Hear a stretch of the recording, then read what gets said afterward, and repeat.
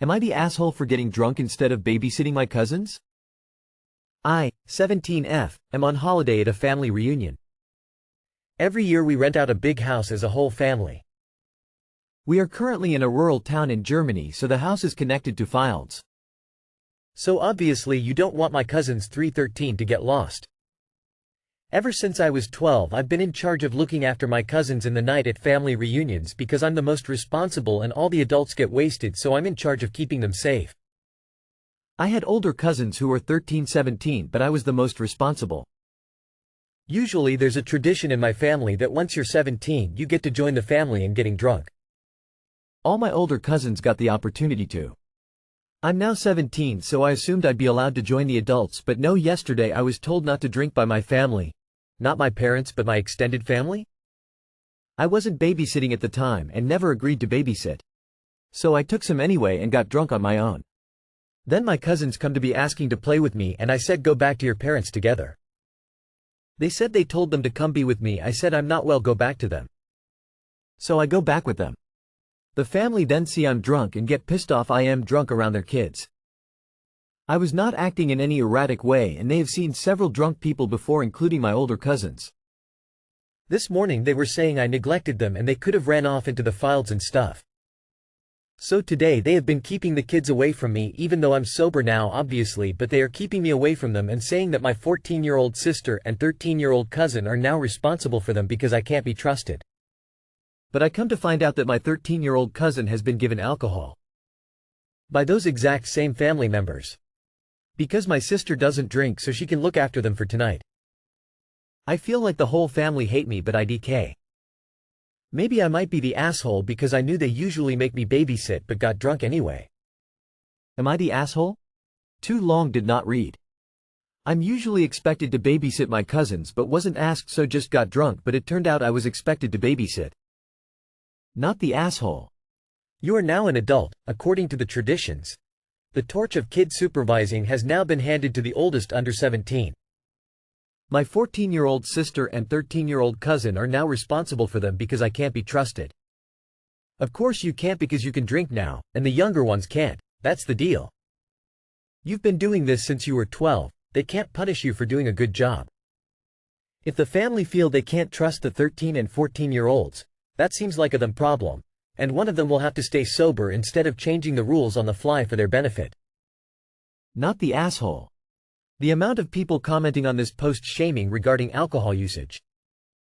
America isn't the only place in the world. Other countries have different societal normals. In Canada, I can drink at 18 in certain provinces. Not the asshole. You never agreed to be their free babysitting service. You owe them nothing. Not the asshole for the story you're posting here, but looking at your post history it's a bit weird to claim you're having an alcohol problem in alcoholism and then posting this. Not the asshole. You followed the tradition and can legally buy and consume certain types of alcohol at that age in Germany without any parental consent. Edit. I just looked at your post history op. I had issues with alcohol at 17 as well. To put it bluntly, legally, you can do this, just like I could. Have you considered meetings or the equivalent? Not the asshole. Your extended family can't force you to be an unwilling, unpaid babysitter. You didn't just abandon their kids, you walked them back to their parents. The parents are responsible for their own kids. Either they need to hire a babysitter, or, I don't know, maybe not get shit-faced drunk and take care of their own kids. Thinking face, thinking face, thinking face. They absolutely can ask you if you're willing to babysit. Better yet, offer to pay you. But you are 100% within your rights to decline. Am I the asshole for not letting my boyfriend grieve? Backstory. My boyfriend's grandpa passed away 4 days ago. When he passed, we met all of his family at a small to say our goodbyes. The made everyone wear masks. Due to a sickness going around the hospital. So 2 days ago I started to feel really bad body aches, sore throat, etc. Keep in mind I'm 18 weeks pregnant. I told him how I felt and he basically said he doesn't want to get sick because his grandpa's funeral is coming up. I told him I was feeling weak as well as hungry and didn't want to drive myself home then be hungry once I got there. I asked him if he was okay with helping me for the night and I'll leave in the morning. Basically just bring me some food to the room so I wouldn't contaminate any other areas of the house. He told me he had a lot on his mind and wasn't in the right headspace to help me. So I told him I understand and left. When I got home I made something small to eat then went to sleep. Yesterday morning he calls and checks on me. I tell him how I feel more sick than when I left. He just says okay. The rest of the day he has family over until about 3 a.m. just offering their condolences and keeping his family company. Around 4 p.m. I called and asked him for help to see if he could bring me something to eat because all I had the strength to get myself were just snacks like chips, cereal. No real meals, and I wanted to make sure I had enough in me for the baby. He basically brushed me off saying he has no idea how he could help and said I was selfish for not thinking about him grieving and how he was stressed and had a million things on his mind. He also told me that I was being evil because I said he wasn't helping me at all. After that I just hung up. He called me at 3 a.m. when everyone left to sleep on the phone with me but hung up 20 minutes later, said he would call back but didn't. Now I don't want to speak to him at all. But don't want to cause him more stress when he's already sad about his grandpa. I want to know if I'm an asshole for not respecting his time for grieving. Also, would I be an asshole for not talking to him today? I know how it feels to lose your grandpa when you're so close with him. But at the same time I just asked for a little bit of help and don't feel like I was asking him for a lot. Most medications you can't take during pregnancy because they have bad side effects for the fetus. So I've just been waiting it out and he knows that as well. Update. It's been decided I am the asshole here and that is fine. But for the ones wondering about DoorDash and other options, I recently just paid my bills and I made groceries for his place since I would be there with him during this time. So unfortunately I cannot afford DoorDash at the moment, but that would have been my first option. I didn't bring any food with me because all of the groceries really have to be cooked besides snacks. Also, I know he is grieving and would have never said anything, but if he was okay enough to do favors for others yesterday, he could have picked up some food and left it at my doorstep. Didn't even have to come inside. Also, I have family and friends, but getting them to do things for me is a bit of a challenge, and I learned a while ago to stop asking. It's really just been me and him caring for one another. But after reading some of your comments I understand how I came off as needy. Thank you for your responses. Hard hands, medium dark skin tone. Hard hands, medium dark skin tone. Edit. I speak to my family every day, we are close in that way. I see them every week as well. No bad blood between us. My friends don't live close to me to where it's easy to just drop off food and go. My parents on the other hand do. But now that I'm an adult and since my other siblings have had children, my parents tend to them. I have 2 siblings who aren't in their kids' lives ATM due to their own faults, so my parents step in. When I ask for help where they have to physically do something, since I was a kid it was always I'm tired this or I do feel like going here that. But when they ask me they feel like I am just supposed to do whatever it is they ask. So yay, I never call on them first. I call on my boyfriend, we've been together 3 years. You are the asshole. People get sick all the time. It's a normal experience that a normal adult should be able to handle on her own. It's crazy to me that you feel entitled to catering while your boyfriend is thinking about a funeral, receiving condolences, and grieving a grandparent. What have you done for your boyfriend since he lost his grandfather? Did you make him meals, buy snacks, offer to help with flowers for the funeral?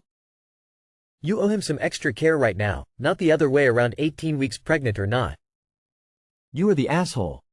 I fully get needing help when you're sick, but this is when you call literally anyone else, order delivery, or you suck it up and survive off snacks or pasta and sauce for a few days. Your boyfriend just lost his grandfather and is dealing with the after-death stuff with his family. He told you, repeatedly, that he didn't have the capacity to help you, but you refused to listen. YTA for so many reasons. You're a grown adult and pregnant. If you're sick you speak with your OB. Not become a helpless baby who isolates themselves and asks their partner. WHO just lost a family member and is dealing with grief, loved ones, logistics, a funeral. And you, who took to their bed and expected him to dance attendance on you, could get up to get snacks because you knew enough not to go hungry but couldn't manage a meal. What is a meal? Any groupings of any foods you put on your plate. I had a partner like you, who berated me, called me names and flipped out because I said no to sex. The day after I buried my mother. Notice the X part? Grow up before you become one too. Edit typo. Not the asshole. I doubt the other commenters saying YTA have actually been pregnant and sick at the same time. Not having enough food to eat in that situation can make you physically very weak. It would be another story if food delivery was an option for you, but based on your edit, it's not. You were not being needy or entitled. You needed him to help care for you and he refused. I understand he's going through a tough time, but you are literally carrying his child. All you asked for was some food, which would not take a lot of his time or attention. You and the baby need to be his first priority from now on, and it's concerning that this doesn't seem to be the case. Nah. You're both coming from understandable points and this is just unfortunate timing. I would focus more on making sure the baby is okay and sorting this out later. I would also think about assessing your boyfriend as a partner and you as a person. Whether he can put you and your family first. If you are able to step up should he be unavailable.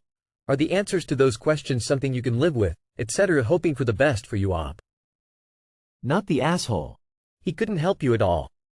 I caught a virus of some kind when my kids were little. My partner had to drive us home because I was too sick to drive. We had gone in separate vehicles and he had to go back for the other car later. I literally laid on the cement in the basement for 2 days, to keep cool. If you're sick enough you want help with food, he only had to help in a small way. The world doesn't shut down when someone dies either. All the other posters saying you'll be a terrible mom because you need help when he is grieving are missing the point that he doesn't seem to grasp that he won't be able to ignore a baby when even for grief either. Am I the asshole for convincing my sister change her baby's name? This is my first time posting on Reddit after a long time lurking. On mobile, so sorry for any typos. My sister, 19 female, announced to the family that she and her boyfriend were pregnant a few months ago. She immediately followed it up with the names she'd chosen. Tyler if it was a boy, after the father, or Savory if it was a girl, pronounced Savory. Apparently she liked the name Avery, but wanted to make it unique, hence the extra letter. Obviously, this is a terrible name for a baby, and I politely asked if they were considering any other names. She said no, that they'd already decided. My sister and I aren't really close, so I decided to let it be and congratulated her. A while later, my sister announced that they were definitely having a girl, and that little Savory was healthy so far. At this point, I decided to become more involved with my sister, since this was going to be my first niece or nephew. But I couldn't stop thinking about the poor kid getting teased for her name. My sister has untreated BPD and any direct challenge to her decisions always escalates to a huge blowout, so I had to play my cards carefully. I got her a specific baby name book from my mom, the very same book our mom had gotten both of our names from. She loved this gift and we spent all night eating snacks and going through it. That night, I opened up about my concerns for the name she'd chosen and the bullying that might come from it, which she was receptive to, because we'd both been bullied in school. Over the next few weeks, I said things like, "Oh, this would be a cute name," or, "I saw the coolest list of names on Pinterest." My sister loved some of the names and finally, after all of that, she announced that she had settled on the name, Margot, instead, taken from the baby name book. I was overjoyed at having saved my niece from a life of being named the way someone would describe a steak. Shortly afterwards I got a text from my sister's boyfriend, who I didn't really know at all because he was never home when I was there, calling me all sorts of terrible things for getting involved in his family. I asked what he was talking about and he continued to cuss me out because he chose the name Savory and I had no right to change it. I pointed out that I was only interested in the well-being of my niece and that my sister was my family, so I had a right to an opinion. This man had the nerve to tell me that I was an idiot, that I didn't know anything about family since I was still single despite being older than both of them. I pointed out that I clearly wasn't the dumbest one in the conversation, since I didn't try to name my daughter after a literal piece of meat. Now my sister is angry at me for getting involved and calling her boyfriend stupid, even though he said much more hurtful things in his texts to me. Am I the asshole? Not the asshole. A girl being named Savory will get some double takes and a few jokes, but when the teenage years arrive and beyond, she is going to get sexually harassed over it. You've done all you can within the bounds of reason. You probably won't have all that much of a relationship with the niece now. That sucks more than usual because this poor kid is going to have shitty parents. Yes, the boyfriend is stupid. Babies are not dogs. Giving them a stupid name has consequences. Hopefully they don't circle the wagons and bring Savory back. Not the asshole. Even if you're from a white family, kids will still slip an L into her name. Her name will be shortened, and the cruelty and bullying will be brutal. How can they not have seen that? And I really hope neither of them are black? You're not the asshole. I'd be blunt and point out the further non-culinary potential for abuse. Edit. Savory. The herb is spelled with an O, not an E. That's not how the parents want to spell it, is it? Not the asshole. Savory. Hashtag NOPE. Obviously, this is a terrible name for a baby. That's right. Not the asshole. You just gave her a book and offered opinions, she chose the name. She didn't have to, she could have kept the original name. Sister wasn't forced to switch the name. The odd name though is bad. Sounds like the kid is some kind of food, and kids will be relentless in teasing her. This reminds me of that lady that warned her sister not to name her daughter Harlot because it was too close to Harlot. Sister ran with it anyway, and when it finally hit her after the baby was born, she got mad at the sister again, but this time for not trying hard enough in convincing her to change the name woman facepalming light skin tone. Edit. She actually named her daughter Harlot with nickname Lottie to honor her deceased grandmother Charlotte that went by Lottie. Am I the asshole for making my wife drive even though she hates it? I have never had an accident or a traffic ticket in the 15 years I have had a license. My wife has totaled 2 cars, been in several fender benders, and has come close to losing her license on demerits. Despite this, whenever we are driving somewhere and I'm behind the wheel, she is constantly nagging me. About my speed, about other cars, about upcoming traffic lights, basically everything. For the last 2 months I have refused to drive anywhere with her unless she is driving. I do not say anything about her driving. I don't warn her about stop signs. I don't mention that she should brake when she is going to rear-end someone, I just let her drive. She has a Volvo. I will survive. She has been complaining that she hates being in charge of driving when we go out. She doesn't like to drive after having wine with dinner or a beer with friends. Even an hour after the drink. She hates that I can nap on the way home from visiting family that lives a couple of hours away. I told her I would go back to driving but that I would stop if I heard any criticism from her about it. She thinks that isn't fair. She says I'm punishing her for being fretful when she isn't in control. I pointed out our driving records and said that she should be more afraid when she is driving than when I am. She thinks I'm behaving like an asshole. Am I? Not the asshole. She says I'm punishing her for being fretful when she isn't in control. She's free to feel however she wants. She needs to make better choices about how she communicates her feelings. Definitely NTA, and you must be really past the point of saying, fuck it, if you're willing to make her drive everywhere even while knowing she's an unsafe driver. If I were you, I'd actually go the asshole route at this point. Drive, and be very unkind to her about needing to STFU when she inevitably starts nagging. It sounds like that's the only thing that might make her back off. For what it's worth, I'm a very defensive driver, and having an infamously bad driver constantly backseat drive when I'm behind the wheel would also drive me insane. Not the asshole. I am a very nervous passenger, even though my spouse was an excellent driver, the best driver I ever ride with. I have learned to monitor my anxiety, and if I need to distract myself, I look at my phone or listen to music with earphones. It doesn't help the driver to comment on their driving. She says I'm punishing her for being fretful when she isn't in control. Nah, you're punishing her for lacking self-control. Not the asshole. Yes, 100% justified though, so not the asshole. If she drives, you don't moan and complain about her driving, she needs to show you the same courtesy. Your solution is perfectly reasonable. If I'm driving, then backseat drivers will be told to get out and fucking walk. Esh. She shouldn't backseat drive you. But she also shouldn't be driving. One of these days she's going to seriously injure or kill someone. You might be fine in your Volvo, but a pedestrian or a child on a bicycle wouldn't be fine when she hits them, and it's irresponsible of both of you.